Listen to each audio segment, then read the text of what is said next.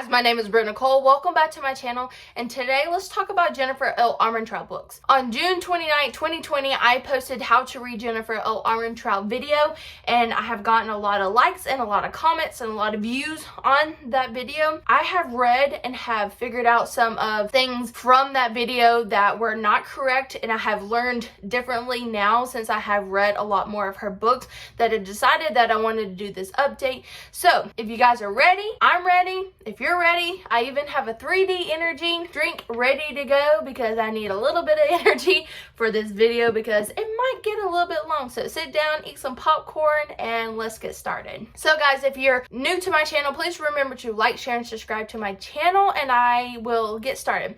If you guys haven't been following any of my videos from like the past 3 or 4 years or 3 years I've been on BookTube, I really love Jennifer L. Armentrout. I have a deep passion for her books, and that just continues to grow as I have read more and more and more of her books. I physically don't own all the books that I read of hers, but eventually one day I will. I'm slowly getting all of them, and I'm like getting them from the libraries and online where I can rent them or listen to audiobooks. Jennifer L. Armentrout really has some good narrators for her audiobooks, so I do highly recommend checking out some of her audiobooks if you're an audiobook listener. Okay, so the first main trilogy we're going to talk about, which it starts with White Hot Kiss being the first one. The second one is Stone Cold Touch, and then the third one is going to be Every Last Breath. So I'm going to put these two down and just kind of hold up this one for a little bit. So in the first one, we follow Layla and Roth. Layla is part demon, part gargoyle, and she's always like been told that if she kisses anyone that she will actually steal their souls because she can see their auras,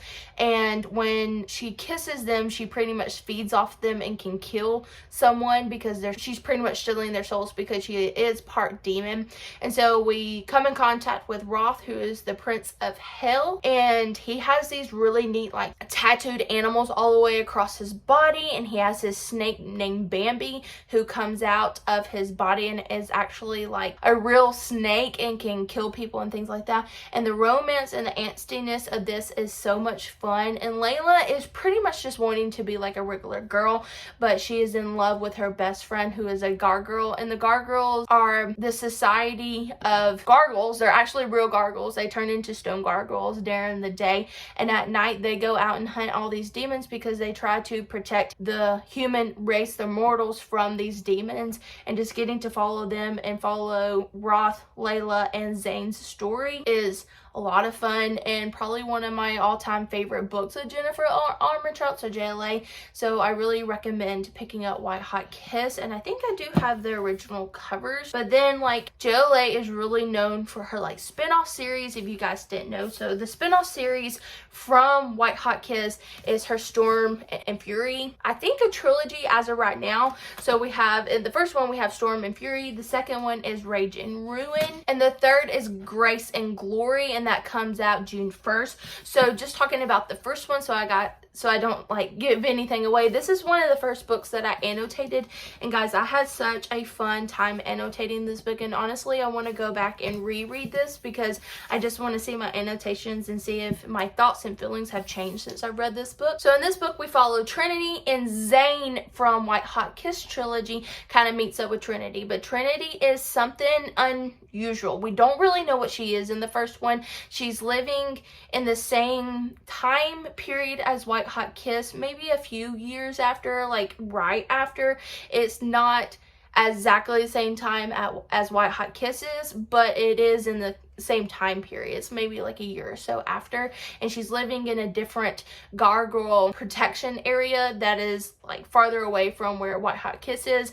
But everybody really thinks she's human and doesn't really know what she is, but she can see ghosts, and she has these other different abilities, and she comes in contact with Zane from the White Hot Kiss trilogy because he has to go on different missions and they have in contact. But she has this ability to like jump really far, and different abilities, and you know, finding out what's going on and who she is and what Zane can do and what she can do was so much fun. She is not a gargoyle. She has been taken in by these gargoyles. So anyways, this is a spin-off series from White Hot Kiss, and I can't wait for Grace and Glory to come out on June 21st. The next series I want to talk to you guys about is is Obsidian's series. So there's a 5-book series and I absolutely love all these. So let's go over.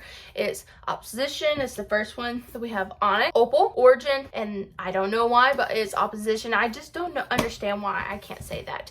But these are the Lux series. So I'm going to put these down and just talk to you about the first one. So in the first one, we have a girl who moves to West Virginia. She is human and she ends up living by these people, by these weird neighbors, and this is very much a hate to love romance, but comes to find out her neighbors are aliens, or Luxans as they are called. So they have come from their planet to this planet because they're trying to escape a race of different aliens who are trying to kill all the Luxans for what they are. And it is very much, like I said, a hate to love romance. I love this book series so much. There's so much in-depth world building in such a quick, well, I'm not going to say a quick series, but there's such an in-depth world building, and I loved all these books so much. I loved the cute love to hate romance. It was really, really fun. But then, like I said, Jennifer L. Armentrout loves her spin-off series, and I love her for that because sometimes in a 5-book series, sometimes I just don't feel like we got enough of that world. So the spin-off series to the Luxan series is the Darkest Star series, and as of right now, we've been told that this is going to be a quartet. So starting off, we had the Darkest Star, the Burning Shadow, is the Brightest Night, and like I said, we don't have a name or release date for the 4th book just yet, and I have read all of these and I love them so much. So pretty much in the Darkest Star, we follow Evie, who doesn't remember a lot of her life before this big massive pretty much Armageddon happened. There was a lot of fires and the Luxan kind of took over and there was a big war, and she doesn't really have a lot of memories because supposedly she hit her head and she was very sick during this time, so she doesn't remember the world. So we do know about the Luxan from the first series, because in the first series, like the Opposition series, we don't know about the Luxans, like the world doesn't know about the Luxans. And this one, it's been quite a few years and the world does know about the aliens now. She goes into a nightclub and comes in contact with somebody that she might have been in contact before the big Armageddon war thing happened.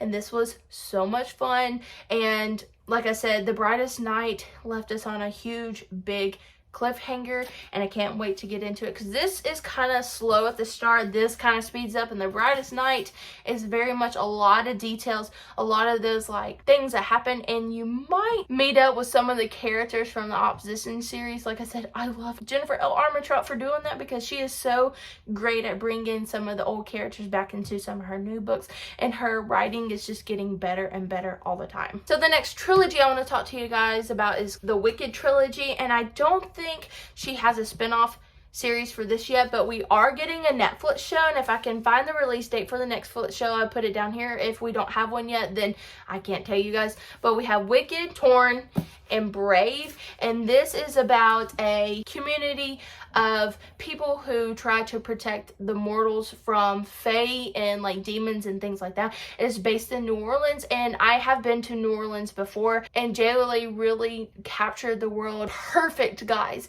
And this world is just, because it's in nowadays, but these group of people are killing the fae and demons. It also has a really cute love story, but that's what I was saying about the world.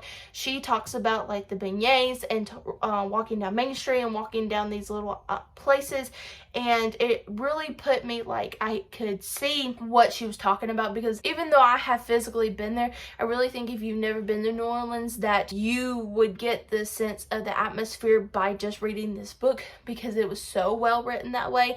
But we have a fae prince who may or may not be trying to kill people, and the main girl Ivy is just, I love her. And we have a little brownie that is a full-grown man and this little bitty brownie size, and he is so much fun, and his name's Tink, and this story is so much fun. I absolutely love this and can't wait for the Netflix show to come out, or movie or show, I don't know what. So next we have Half-Blood series, and look how beautiful these books are. But first we have Half-Blood, then we have Identity, Centil, Pure, and Apollon. Actually, I think I did those wrong, but I think it's actually Centil and then Apollon. I do apologize for that. But in the first book, we have Alex, who is a half-blood of the gods, and then we have the Pures, who are direct descendants of the gods. And so this is very much I don't know what I'm trying to say, guys, but like I'm not going to say a god story because we don't really come in contact with a lot of the gods. But yeah, we have Alex who falls in love with Aiden, and Aiden is a pure and Alex is a half-blood, and half-bloods are trained to become Sentinels because the Sentinels have to protect demons and other things from killing the pures, and they pretty much become the pure slaves. And pures are not allowed to fall in love or like pretty much be friends with half-bloods, so there's a lot of like getting to see the half-bloods world versus the pure world. And Aiden and Alex are so, oh, I love Aiden and Alex so much, like so much. And the spin-off series from the Half-Blood series is the Titan series, and we follow Seth from the Half-Blood series into the Titan series and what he's dealing with from what he did in the Half-Blood series, because I have to say he probably is not the best person in the Half-Blood series, so I think that's why I really loved getting to see more of his story. And I think in my last video I said at the time that I wish there was a spin-off series to the Half-Blood series, because I'm just going to say series all day long. Series. But like I was saying, I was really wishing there was like a spin-off series, and I didn't realize that the Titan one was the spin-off from the Half-Blood. So first we had the Return, then we had the Power, the Struggle, and then the Prophecy. These are so much fun. Like I said, we follow Seth from the Half-Blood series into this one and to see what he's doing now. And also we might get to see some of the main characters from the Half-Blood series, which was a lot of fun getting to see that. So I probably should have talked about this book when I was talking about the Luxon series, but this is Opposition. This is an Ariam novel, He's to Die For. This is an adult standalone novel in like the Luxon world, and it's a lot of fun, a lot of sexy times. This is very much an adult standalone book that goes along with that. We have a girl who sees some stuff that she's not supposed to have seen. Then we have Hunter who is sent after her to kill her, and maybe they fall in love, maybe they just have some sexy times, but I really loved the standalone book. So the last series I think I have to talk to you guys about today before I get into Jennifer L. Armentrout Standalones is from Blood and Ash, and I have read A Kingdom of Flesh and Fire, which is the second one in this. But from Blood and Ash we follow a main girl who is this maiden, and she's covered in head to toe in white, and no one's allowed to see her, like her skin, her face, or anything. She's a little bit of a rule breaker, and we come to find out like why these people are holding her more in the second book. But this is really fun. I wouldn't say this one's more sexy time. The second one is some sexy time going on. The second one, in the world building just gets better and better in the second one. This is more vampire-esque, immortal vampire-esque, but you really don't get into that more into the second one. But we follow her dealing with this kingdom who pretty much has her under lock and key, and she's not even allowed to talk to just anybody. It's really ridiculous, but I really love these books, and I know these books are really going across booktube right now, and everybody's reading them, and I cannot wait for the third one to come out, which is The Crown of Gilded Bones, and that release date is set for April 20, 2021 right now, and I'm so excited to get into that because the second one left off on a really big cliffhanger, and I need to know what's gonna happen in the third one. I just need to know like right now. Let's get into some standalones by JLA. So the first one's The Problem with Forever. So this is about a girl and a guy who grow up in a foster care system, and this is very much the downfall of the foster care system. What can happen to kids who are not treated well in the foster care system. But the girl gets out and gets adopted, and the main guy, we kind of find out his story and what happened to him after some really bad stuff happened in the foster care system, and she has a lot of these mental problems and has to talk to a psychiatrist, which there's nothing wrong with that, but she really does have some mental issues from dealing with some stuff that happened in the foster care system. And I wept through this entire book, but I'm so glad that this brings light to the problems in the foster care system. And sometimes I'm weeping right now trying to talk to you guys about it, but sorry, I'm trying to get myself together. I really enjoyed this, and like I said, it brings light to some things that happen, and the love story between this boy and a girl is so cute, but also like how they really fell in love when they were little because of the things that they went through. So I really highly suggest reading The Problem with Forever. I do highly recommend this, but know that it is a hard-hitting book. The next book is If There's No Tomorrow, and this is about Leanna, who is just looking forward to spending some time with her friends, college applicants, and something big happens and it kind of changes the dynamic between her and her best friend who she loves. And this is just really fun, and it's a good like standalone book, and I highly recommend it. I don't really have much to say about this. It's just really good. And I think maybe the last, but certainly not least book I have to talk to you guys about today is Don't Look Back by Jennifer L. Armentrout. This is more a contemporary thriller mystery about a girl who wakes up on the side of the road walking, and she doesn't really know who she is or what has happened and what's going on, and she has to slowly get back into her life and put the pieces together on what happened the night that she woke up and she forgot what everything happened, and maybe she wasn't the best person before she lost her memory on what happened because she doesn't remember any of her school days. Being the person she was before she changed before high school is so much fun. There is a killer in this. I do have to say I did pick out the killer like towards the beginning of the book, but my friend Macy also read this book and said that she didn't know who the killer was, so maybe I just figured it out a little bit quicker than most people do, but I still really enjoyed it. So guys, that's all the JLA books that I have currently read. I do have plans to jump into her other ones, like all the new releases she has coming out. She also has some spin-off series from the Wicked trilogy, but it's not like a whole series. They're like little novella sets about the Queen, King, and the Prince. I think I want to say that's what they are. I'll put them up on the screen for you guys. We also have, sorry, I have my computer in front of me so I have like a Word document out so I can tell you guys. We also have Wait For You series, which is Wait For You, Be With Me, Stay With Me, Follow Me, Forever With You, Fire in You, The Dead List, Moonlight Sins, which is one of the next ones I think I want to jump into. So it's Moonlight Sins, Moonlight Seduction, Moonlight Scandal. We had Till Death.